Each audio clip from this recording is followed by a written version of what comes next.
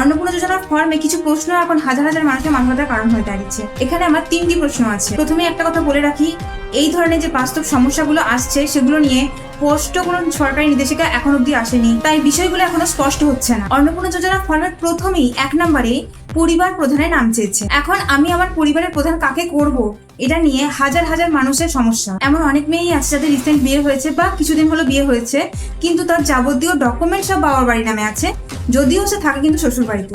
তাহলে এক্ষেত্রে তার HOF কে হবে? দ্বিতীয়ত বিয়ে হয়ে গেছে, বিয়ে হওয়ার পরে স্বামী স্ত্রী উভয়ই থাকছে মেয়ের বাবার বাড়ি, তাহলে এক্ষেত্রে ফ্যামিলি হেড কে হবে? কেউ যদি ডিভোর্সি হয়, সেক্ষেত্রে সে যদি বাবার বাড়িতে থেকে থাকে, তাহলে তার ফ্যামিলির হেড কে হবে? বাবা নাকি সে নিজে? কারো ধরুন ডিভোর্সের কেস চলছে, মানে ফয়সালা হয়নি, তাহলে এক্ষেত্রে সে ফ্যামিলি হেড কাকে করবে? এরকম আরো কিছু সমস্যা দেখা যাচ্ছে এই HOF ফিল আপ করার ক্ষেত্রে। এই বিষয়ে কোনো অফিসিয়াল নির্দেশিকা এখন অব্দি পাওয়া যায়নি। ভিডিওটি শেষ অব্দি দেখার অনুরোধ রইল।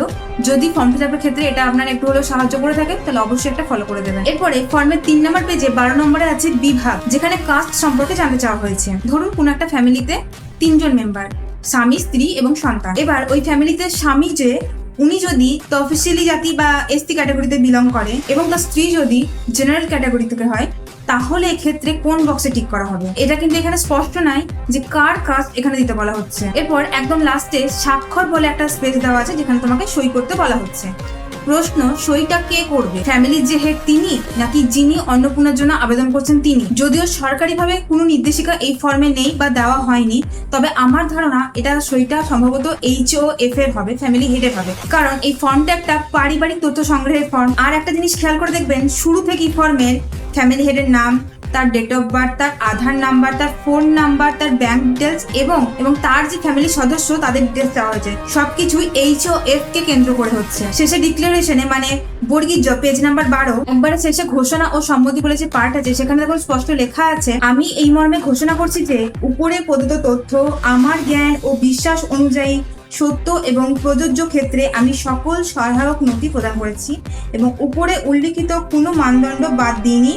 আমি অবগত যে আমার প্রদত্ত কোনো তথ্য মিথ্যা প্রমাণিত হলে আমার সামাজিক সুরক্ষা সংক্রান্ত সুবিধাসমূহ বন্ধ হয়ে যেতে পারে, এবং তার পাশে সিগনেচারের জায়গা দেওয়া হয়েছে। আলাদা করে কিন্তু কোথাও অ্যাপ্লিকেন্ট সিগনেচার বলে লেখা নেই বা আবেদনকারী স্বাক্ষর বলে কিছু লেখা নেই, তাই আমার ধারণা এখানে HOF এর সিগনেচার হবে। এরপর একটা প্রশ্ন আসছে, যদি HOF অশিক্ষিত হয়, লেখাপড়া জানেন না, অক্ষর জ্ঞান নেই, সেক্ষেত্রে কি করব? সেক্ষেত্রে টিপছাপ দেবেন উনি, এবং তার পাশে যে ফর্ম ফিল আপ করছে তার নাম, ফোন নাম্বার দিয়ে রাখবেন।